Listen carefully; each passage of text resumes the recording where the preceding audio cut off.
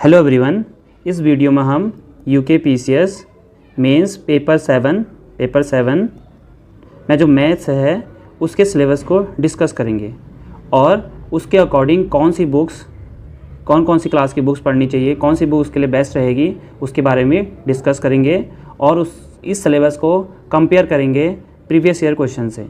इस वीडियो में हम 2012 का पेपर से उसका कंपैरिजन करेंगे, क्योंकि 2016 का क्वेश्चन पेपर हम ऑलमोस्ट कर चुके हैं, एक या आने वाली 1-2 वीडियो में वो कंप्लीट हो जाएगा। तो इस सिलेबस को हम 2012 से कंपेयर करेंगे, जिससे हमें समझ में आए कि हमें क्या क्या टॉपिक को कितना वेटेज देना है, किस पे कितनी मेहनत करनी है। चलिए फिर शुरू करते हैं।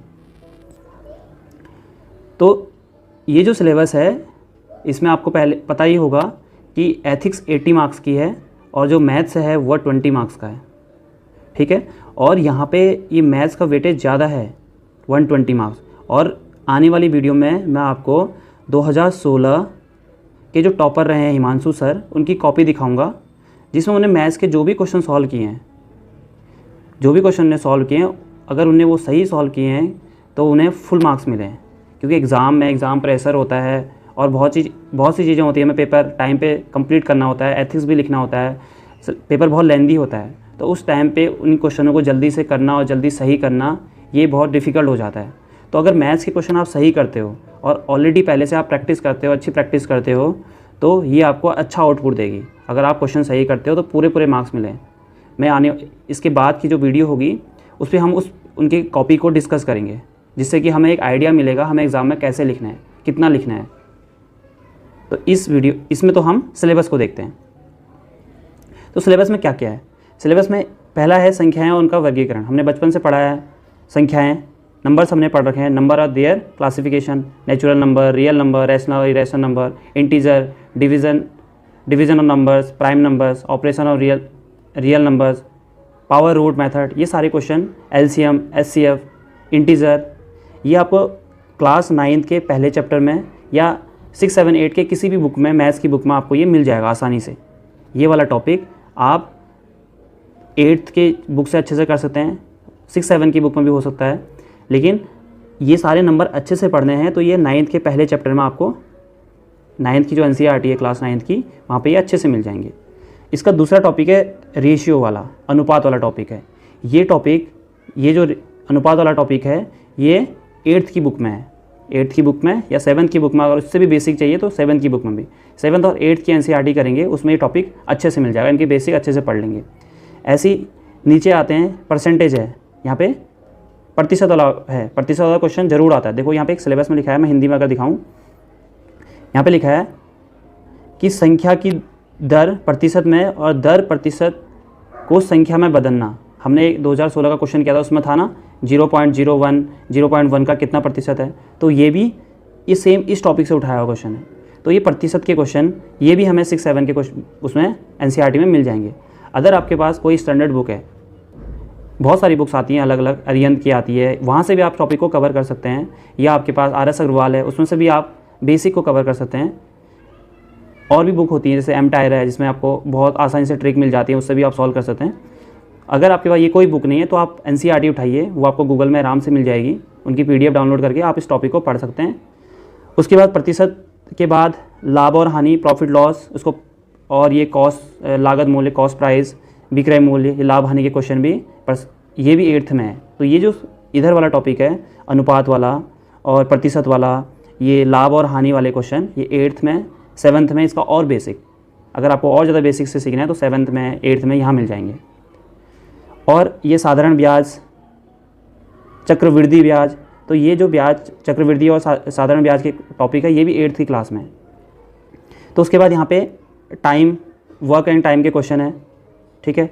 तो ये भी 8th की क्लास में मिल जाएगा, या किसी भी स्टैंडर्ड बुक में, कोई भी, सारी बुक में फॉर्मूले और बेसिक सब अच्छे से लिखे होते हैं। हमें बस क्वेश्चन ढूंढने होते हैं जो ये पेपर के हिसाब से उनका लेवल वैसा हो, और हमें अच्छे लेवल के क्वेश्चन चाहिए तो आप यूपीएससी के CSET के क्वेश्चन देख सकते हैं। उसमें जो मैथ्स के क्वेश्चन होते हैं, रीजनिंग के क्वेश्चन होते हैं, उनका लेवल ठीक ठाक होता है, अच्छा लेवल होता है उनका।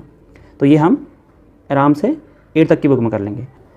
और ये जो सरल रेखी समीकरण वाला टॉपिक है, ये है तो 8th में भी, लेकिन इसमें जो x + y = 4 x + 3y = 7, ऐसे क्वेश्चन को सॉल्व करने वाला ये आपको क्लास 10th की, मैं दोबारा से बोल रहा हूँ, क्लास 10th की चैप्टर नंबर 3 में मिल जाएगा। वहाँ पे इन 2 इक्वेशनों को सॉल्व करने के बहुत सारे तरीके दिए हैं, जैसे प्रतिस्थापन दी है, उसे बोलते हैं सब्स्टिट्यूट मेथड, उसके बाद विलोपन भी दी है, एलिमिनेशन मेथड, उसके बाद क्रॉस मल्टीप्लिकेशन भी दी है, भज्य विधि, ऐसी ग्राफ मेथड दी है। तो 4 मेथड से ऐसे क्वेश्चनों को सॉल्व करने का उसमें तरीका दिया हुआ है। तो ऐसा डायरेक्ट नहीं आएगा, क्वेश्चन हो सकता है 1/x हो, अभी देखेंगे नीचे ये आ जाएगा 1/x + 1/y = 1/4, ऐसे क्वेश्चन को सॉल्व करना। तो ये भी सेम है, क्लास 10th के चैप्टर नंबर 3 में ऐसे क्वेश्चन हैं, तो वहाँ से हम इनको आसानी से कर लेंगे। कौन सा? सरल रेखीय समीकरण वाले टॉपिक को। ठीक है, ये लीनियर इक्वेशन वाला होगा, सिंपल लीनियर इक्वेशन लिखा होगा, सिंपल लीनियर इक्वेशन ये टॉपिक। उसके बाद यहाँ पे आता है सेट, जिसे समुच्चय बोलते हैं, subset, proper subset, null subset, operation of set, union, intersection, difference, Venn diagram. ये वेन डायग्राम का क्वेश्चन तो ज़रूर आ रहा है, 2012 के एग्ज़ाम में भी आया है और 2016 के एग्ज़ाम में भी आया है। तो ये वाला टॉपिक क्लास 11th का चैप्टर नंबर 1, बहुत ईजी चैप्टर है, 11th है, बट आपको लग रहा होगा क्लास 11 तो हमने पढ़ी नहीं है। बहुत से हो सकता है, बहुत से ह्यूमैनिटी सब्जेक्ट वाले होंगे जिनकी आर्ट साइड रही हो 11th 12th में, तो वो उन्हें लग रहा होगा 11th 12th की मैथ। तो वैसे ये बहुत ईजी टॉपिक है, अगर आप इसको उसमें से पढ़ लेते हो तो आपके इसके क्वेश्चन बहुत आसानी से सही हो जाएंगे।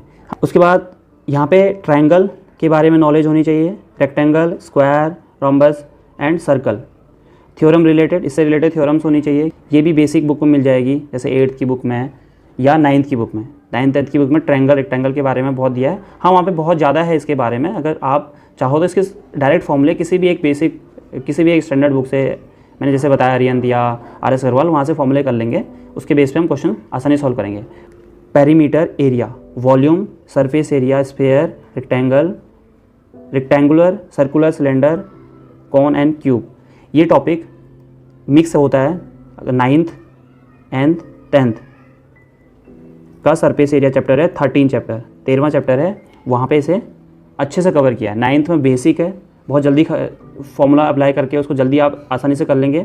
13 वाला थोड़ा उसमें मिक्स कर देते हैं, जैसे हमने क्वेश्चन किया इससे पहले वीडियो में कि सिलेंडर को अर्धगोले के साथ मिक्स कर दिया, या कोन को किसी अर्धगोले के ऊपर रख रखा है, फिर उसका सरफेस एरिया पूछेगा या इसका वॉल्यूम पूछेगा। ये सारे क्वेश्चन क्लास 10th की, 9th और 10th की चैप्टर नंबर 13 सरफेस एरिया से रिलेटेड चैप्टर है। दोनों में 13 चैप्टर ही है, क्लास 9th में भी यही 13 चैप्टर है, 10th में भी।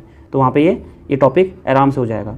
और यहाँ पे एक और चीज़ है कि सर्कल से रिलेटेड एरिया आ जाता है, कभी कभी सर्कल से रिलेटेड एरिया आ जाता है कि मान लेते हैं ये कोई सर्कल है, इतना पार्ट का एरिया क्या होगा। जैसे एक हमने क्वेश्चन किया था कि घड़ी है, तो ये घड़ी 5 मिनट इधर चले जाती है इसकी सुई, तो कितना एरिया कवर करेगी। ये सारे क्वेश्चन आपको क्लास 10 इसका बस आपको ज़्यादा नहीं करना, बेसिक्स पढ़ लेना है। 10.1 क्लास 10th का चैप्टर नंबर 12, वहाँ पे 12.1 में ये क्वेश्चन मिल जाएंगे, बेसिक क्वेश्चन। नॉर्मल क्वेश्चन आ रहा है, ज़्यादा टफ नहीं आ रहा है, तो इसको ज़्यादा डीपली नहीं पढ़ना है, बस इसके फॉर्मूले याद रखना है कि त्रिज्य खंड का क्या होता है, सेक्टर का फॉर्मूला क्या होता है, एरिया ऑफ सेगमेंट क्या होता है। एक सेक्टर होता है, ये सेक्टर हो गया, एक सेगमेंट होता है, ये सेगमेंट होता है, इसे वृत्त खंड बोलते हैं, और ये ऐसे जो बनेगा उसे त्रिज्य खंड बोलेंगे। ठीक है, ये आपको मिलेगा क्लास 10th के 12 चैप्टर में। बस इसके खाली फॉर्मूले, Cartesian system, plot the point, distance formula, section formula, area of triangle. ये कौन सा एरिया ऑफ ट्रायंगल? ऐसा एरिया ऑफ ट्रायंगल नहीं है, इसमें आपको पॉइंट दिए होंगे, यहाँ पे इसके निर्देशांक दिए होंगे, इसके कोऑर्डिनेट्स दिए होंगे, यहाँ पे इसके कोऑर्डिनेट दिए होंगे। इसकी हेल्प से ट्रायंगल का एरिया पूछेगा, या 2 कोऑर्डिनेट्स दिए होंगे, सेंटर दिया होगा, थर्ड पूछेगा, जो क्वेश्चन हम कर चुके हैं। ऐसी 3 कोऑर्डिनेट दिए होंगे तीनों के, और बोलेगा मिड पॉइंट निकालो इसका। तो ये सारे क्वेश्चन ये वाला चैप्टर जो है क्लास 10th का 7th चैप्टर में मिल जाएगा। ठीक है, वो निर्देशांक ज्योमेट्री करके एक चैप्टर है, उसमें ये आराम से मिल जाएगा। अब जो ये वाला टॉपिक है, argument, case effect, family tree, मतलब फैमिली वाला आता है ना, वो ब्लड रिलेशन वाले क्वेश्चन होते हैं, पजल बेस्ड क्वेश्चन होंगे, सीक्वेंस एंड सीरीज। सीक्वेंस मतलब कुछ सीक्वेंस दिए होंगे, नंबर लिखे होंगे, जैसे 2, 4, 6, फिर लिख दिया 9, फिर लिख दिया यहाँ पे 10, पूछा इसमें से कौन सा रॉन्ग है, या इस सीक्वेंस के 4-5 सीक्वेंस और लिखो आगे को। 2 मार्क्स के क्वेश्चन आएंगे। ये जो टॉपिक है, ये यहाँ पे हमारा रीजनिंग है, रीजनिंग के क्वेश्चन है इसमें। तो इसमें स्टेटमेंट, कंक्लूजन बेस्ड है और क्लॉकवाइज भी है, और कैलेंडर का भी क्वेश्चन है इसमें। कैलेंडर लिखा नहीं है, कैलेंडर के क्वेश्चन भी हैं। एक क्वेश्चन आया 2012 में, अभी देखते हैं। कैलेंडर के क्वेश्चन भी रीजनिंग से आया हुआ है। तो ये रीजनिंग का टॉपिक हो गया। ठीक है। उसके बाद ये वाला टॉपिक नीचे जो आता है, इसमें फ्रीक्वेंसी, कम्यूटेटिव फ्रीक्वेंसी, यहाँ पे पाई चार्ट, ये सब नॉर्मल चार्ट या बार डायग्राम क्या होता है, ये आपको क्लास 9 का लास्ट चैप्टर है, शायद 14 चैप्टर होगा स्टैटिस्टिक संख्यांकिकी, उसमें मिल जाएगा। और बार ग्राफ, पाई चार्ट, ये शायद 8th की बुक में भी है, जैसे 1 2 3 4 5 को ऐसे बनाते हैं ना, तो ये शायद 8th की बुक में है, तो वहाँ पे भी आप देख सकते हैं। और ये नॉर्मल है, अभी तक तो इसका क्वेश्चन कोई देखा नहीं हमने 2 एग्ज़ाम में, बट फिर भी इसको एक बार देख लेना, बहुत सिंपल सा होता है। ये यहाँ पे लिखा है ना, ये जो ऐसे बनाते हैं ग्राफ, एक इस टाइप का होता है, फिर ऐसे होते हैं डेटा बना को दिखाने के लिए, या पाई चार्ट बनाने हैं तो ऐसा हो गया। तो ये थोड़ा बहुत आना चाहिए, हो सकता है कभी डेटा दे दे और बोले इसका पाई चार्ट में बनाओ, तो ये पता होना चाहिए। उसके बाद एक और टॉपिक है arithmetic mean, geometrical mean, harmonic mean, median, mode, जहाँ पे हमें माध्यिका और बहुलक निकालना है वहाँ पे भी हम इसको करते हैं। तो इसके क्वेश्चन आ रहे हैं नॉर्मली, तो ये डायरेक्ट एक फॉर्मूले होते हैं इनके सबके, नॉर्मल फॉर्मूले से क्वेश्चन बन जाएंगे। ऐसी मीन, माध्य भी निकालने वाला, इसको हम आसानी से कर लेंगे एक डायरेक्ट फॉर्मूले से। मीडियन हमने इससे पहले वीडियो में किया है, मोड बहुलक वाला है, तो ये हम नॉर्मली एक फॉर्मूला अप्लाई करना होता है, उससे हमारा आंसर निकल जाता है। तो ये स्टैट में हो सकता है, स्टैटिस्टिक में पढ़ सकते हैं इसको आराम से, तो वहाँ से हम इसको कर लेंगे, ठीक है। और अगर मीन, मोड और मीडियन जानना है, इसका फॉर्मूला देखना है, तो ये भी क्लास 10th का 14 चैप्टर, वहाँ पे ये अच्छे से दिया हुआ है। हर 3 एक्सरसाइज, 4 इसमें 4 एक्सरसाइज हैं, तो 3 एक्सरसाइज में एक में मीन बताया, एक में मीडियन बताया, एक में मोड बताया। अगर आप उसको अच्छे से सीख जाते हैं तो 8 मार्क्स कन्फर्म, 8 मार्क्स का क्वेश्चन आया, ज़्यादा भी आया है। कभी कभी तो मीन से हमें एक्स और वाई की वैल्यू बतानी है, तो अगर इससे पहले 2016 का देखा जाए तो एक क्वेश्चन आया है 8 मार्क्स का और एक क्वेश्चन आया 16 मार्क्स का, तो इसका वेटेज है। इसको फॉर्मूला याद होना चाहिए, उसके बाद क्वेश्चन सॉल्व करने आने चाहिए, तो आराम से इसको कर सकते हैं। उसके बाद लास्ट टॉपिक आता है प्रोबेबिलिटी, प्रायिकता। तो इसके लिए भी नॉर्मली अगर नॉर्मल प्रायिकता पढ़नी है तो क्लास 9th में तो बहुत ही बेसिक है, 10th में अच्छे क्वेश्चन है थोड़ा बहुत, और थोड़ा आप 11th 12th का देख सकते हो, या किसी भी बुक से क्वेश्चंस देख सकते हैं। अगर 11th 12th का तो नहीं करना है, 12th बहुत थोड़ा ज़्यादा लेवल हो जाता है उसका, 12th का नहीं करना है, 11th का देख सकते हैं। तो ये रहा हमारा प्रोबेबिलिटी का। तो एक बार समराइज़ कर देते हैं कि कौन कौन से चैप्टर हमने इसके लिए पढ़ने हैं। रीजनिंग करनी है एक तो, जो इसमें दिया हुआ है, बस सिलेबस से स्टिक होके जो चीज़ें दी हैं या प्रीवियस ईयर क्वेश्चन करके नॉर्मल क्वेश्चन के कर लेते हैं, क्योंकि इसके क्वेश्चन मोस्टली 2 मार्क के आ रहे हैं, और हो सकता है 2 मार्कर में 2-3 क्वेश्चन हो, तो इसे रीजनिंग कर लेंगे आराम से। और मैंने क्लास 10th में कौन कौन से चैप्टर बोले थे, क्लास 10th के लिए आपको 3rd चैप्टर तो करना ही है, और 7 चैप्टर, उसके बाद 12 चैप्टर, उसके बाद 13 चैप्टर और 14 चैप्टर। ये इंपॉर्टेंट है क्योंकि इससे क्वेश्चन ज़्यादा मार्क्स के आ रहे हैं। ये 14 से तो आ ही रहे हैं, 13 का भी क्वेश्चन आ रहा है, 16 मार्क्स का आया है, और ये इक्वेशन सॉल्व करने वाला चैप्टर है, तो ये इसका हो गया। क्लास 9th में फर्स्ट चैप्टर पढ़ लेना और 13 चैप्टर। जब इसका 13 चैप्टर करेंगे उसके बाद ही इसका क्लास 10 का 13 करना, अगर आपकी बेसिक वीक है। अगर बेसिक ठीक है तो 13 ना करके, क्लास 9th का 13 चैप्टर ना करके क्लास 10 का अच्छे से कर लेना, उसके क्वेश्चन अच्छे हैं। उसके बाद 14 भी कर लेना इसकी, क्योंकि यहाँ पे जो मीन बताया होगा वो हमारे क्लास इंटरवल के लिए होगा, जैसे 0 से 10, और यहाँ पे क्या होगा, नॉर्मल नंबर लिखे होंगे बहुत सारे, और उसका मीन, उसका माध्य, उसका मीडियन, माध्यिका या बहुलक निकालने को ये आपको 9th की बुक में मिल जाएगा। और अगर प्रायिकता की बेसिक चाहिए तो इसके लिए फिर 15वां चैप्टर है, तो यहाँ पे भी कर सकते हैं। क्लास 11th में फर्स्ट चैप्टर है, फर्स्ट चैप्टर सेट वाला, जिसमें वेन डायग्राम के बारे में बताया, बस इसे कर लो काफ़ी है। और अगर थोड़ा बहुत देखना है तो इसका जो लास्ट चैप्टर है प्रायिकता वाला, शायद लास्ट चैप्टर याद नहीं मुझे कौन सा चैप्टर है वो, उसमें प्रायिकता का चैप्टर होगा, उसका थोड़ा बहुत देख लेना। जो बेसिक टॉपिक हैं जैसे परसेंटेज है, या सिंपल इंटरेस्ट, कंपाउंड इंटरेस्ट वाले क्वेश्चन हैं, प्रॉफिट लॉस के क्वेश्चन हैं, या रेशियो के क्वेश्चन हैं, या टाइम एंड वर्क के क्वेश्चन हैं, ये जो बेसिक टॉपिक हैं जो हर एग्ज़ाम में आते ही आते हैं, तो ये वाले टॉपिक हमें क्लास 7th या 8th, सबसे मेन तो 8th है, क्योंकि 8th के लेवल क्वेश्चन के अच्छे हैं, और 7th तो वहाँ के एग्ज़ाम में वहाँ से हम इसे कवर कर लेंगे। तो अब हम थोड़ा सा UKPCS 2012 का पेपर देख लेते हैं। ये दृष्टि की वेबसाइट से मैंने डाउनलोड किया है, इसलिए यहाँ पे दृष्टि का लोगो आ रहा है, तो इससे हमें आइडिया मिलेगा कि जो हमने सिलेबस डिस्कस किया है कि उसे कैसे करना है, तो वो पता चल जाएगा इससे। तो देखो यहाँ पे ये पहला क्वेश्चन रीजनिंग का है। ऐसे ही ये कथन बेस्ड है, स्टेटमेंट बेस्ड, कंक्लूजन बेस्ड, ठीक है। और फिर नीचे देखेंगे, देखो यहाँ पे क्वेश्चन कितना लेंदी लग रहा है, बस में एक ट्रिक लगती है, बहुत आसानी से सॉल्व हो जाता है, ठीक है। लग रहा है बहुत डिफिकल्ट है। और ऐसे जो हमने परसेंटेज वाला बोला था अभी, ये क्वेश्चन हो रहा, और ये भी परसेंटेज का क्वेश्चन हो गया। अब ये देखो कैलेंडर वाला क्वेश्चन हो गया। 5 जनवरी 2000 को सोमवार है, तो 30 मार्च 2000 को कौन सा दिन होगा, ये भी कैलेंडर बेस है। इसकी भी ट्रिक होती है, बहुत आसानी से बन जाते हैं क्वेश्चन। ऐसे ही यहाँ पे ब्लड रिलेशन का क्वेश्चन है। एक व्यक्ति है ना, एक व्यक्ति की ओर इशारा करते हुए एक स्त्री बोली, इसकी पत्नी मेरे पिता के इकलौती पुत्र है, तो उस व्यक्ति का स्त्री से क्या रिलेशन होगा। तो ये भी रीजनिंग का क्वेश्चन है। और जो हमने अभी पढ़ा था ज्योमेट्रिकल मीन, हार्मोनिक मीन, तो इसका क्वेश्चन ये देखो दिया हुआ है। फिर ये एथिक्स हो गया। अब ये क्वेश्चन है, और ये आपको अच्छे से करा रखा क्लास 10 की 3rd चैप्टर में, वहाँ पे क्वेश्चन मिल जाएगा इस टाइप के क्वेश्चन मतलब। और उसके बाद ये नीचे इधर दिया है, ये इनके आयतनों का अनुपात, रेशियो पूछा है वॉल्यूम का। जब इसका फॉर्मूला पता होगा तभी रेशियो पता चल जाएगा। और ये मैं बोला था ना, एक लाइन पे अगर माध्यिका और बहुलक बतानी है तो ये आपको क्लास 9th की बुक में मिल जाएगा, यहाँ पे डायरेक्ट करने वाला, बहुत ईजी है। तो ऐसे क्वेश्चन नहीं छूटने चाहिए जो बहुत ईजी आते हैं। और ये औसत वायु, एवरेज एज वाले, ये 8th में मिल जाएगा। ऐसे ही ये वाला प्रतिशत लाभ हो रहा है कि हानि हो रही है, ये भी 8th में मिल जाएगा। हाँ, ये क्वेश्चन देखो, इसमें कोऑर्डिनेट्स दिए हैं, ये आपको क्लास 10 की 7 चैप्टर में मिलेगा। कोऑर्डिनेट्स की हेल्प से हमें तीसरे के कोऑर्डिनेट निकालने हैं, निर्देशांक निकालने हैं। उसके बाद ये क्वेश्चन देखो, ये क्वेश्चन है 8 मार्क्स का, और ये क्लास 11th की 1st चैप्टर, जो भी मैंने बोला वेन डायग्राम से, केवल वेन डायग्राम से। अगर ये सीख गए आपके, बहुत ईजी, अगर आप अच्छे से इसका कॉन्सेप्ट सीख गए तो बहुत ईजी होता है ये।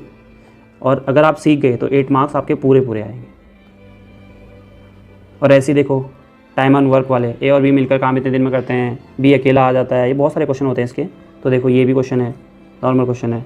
और ऐसे यहाँ पे साधारण ब्याज और चक्रवृद्धि ब्याज वाले क्वेश्चन है, चक्रवृद्धि ब्याज और साधारण ब्याज के क्वेश्चन भी, ये भी 8 मार्क्स, ये भी 8 मार्क्स के आ रहे हैं, है ना।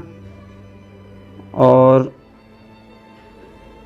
यहाँ भी वही है, प्रॉफिट लॉस का क्वेश्चन, ये एरिया रिलेटेड। अभी देखो ये क्वेश्चन हम कर चुके हैं पहली वीडियो में, ये लग कितना बड़ा क्वेश्चन रहा है, बट खाली फ्रैक्शन ही करना है। अब इसका मेथड पता चलता है तो ऐसे क्वेश्चन आराम से हो जाएंगे। और इस क्वेश्चन, ये क्वेश्चन है 16 मार्क्स का।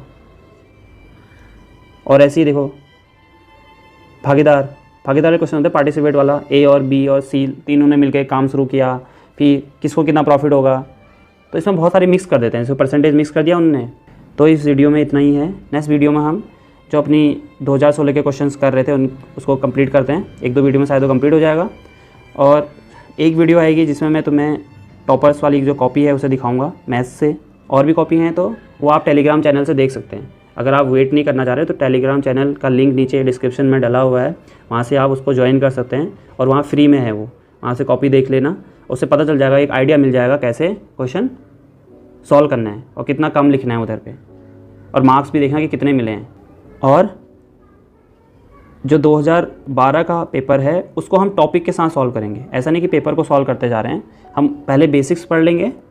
बेसिक पढ़ने के बाद हम, जैसे हमने सेट का बेसिक पढ़ लिया, सेट का बेसिक पढ़ लिया, उसके बाद इस क्वेश्चन को ट्राई करेंगे। और इससे रिलेटेड और भी क्वेश्चन मैं आपको दूंगा, आप उनको खुद ट्राई करेंगे, क्योंकि मैथ्स में जब तक आप प्रैक्टिस नहीं करेंगे तब तक तो आएगा नहीं।